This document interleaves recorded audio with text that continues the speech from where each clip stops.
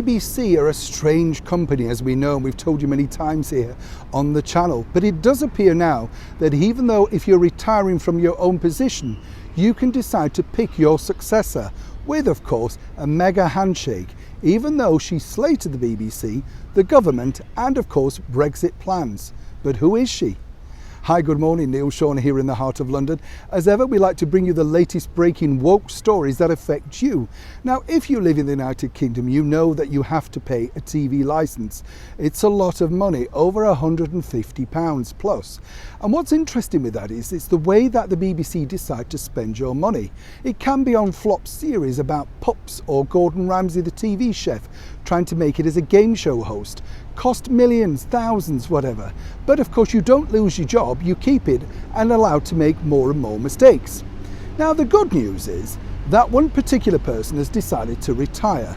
A lady who's the head of BBC News, Fran Unsworth. I've met her, totally without personality, amazing how she got the job. But of course that's just my personal opinion. Now this particular lady is also the lady that oversaw the, well, absolutely shambolic case against the British pop star Sir Cliff Richard, which of course resulted in Sir Cliff being paid millions of pounds. Now again, she stayed in the job. Also, the reporter that broke that story and was stood outside Sir Cliff's house, remember those pictures, with an umbrella, almost salivating on that particular day, kept his job also and still appears on screen. But moving forward, Fran has very wisely decided to step down. A little late in many people's opinion. But one of the people now that's been cited to replace her, without really much, shall we say, going through much process, is a lady called Jess Bramer. Now Jess Bramer has already basically said that in tweets that are now deleted, she wasn't a fan of Brexit, she certainly wasn't a fan of the government, and moving forward of course she had many other personal things that she was very vocal about.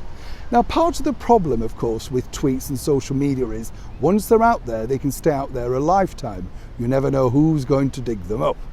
But moving forward with this particular story, it does seem odd that the BBC are playing fast and loose once again with the United Kingdom's money when you think about it, that a woman really showing this calibre of, well, shall we say, journalistic restraint is allowed to take a position that will of course have to make decisions about stories covering Brexit, the government, and of course leading political figures of the day. But as we always say here on the show, why should that bother the BBC? It's not their money. Neil Sean in the heart of London.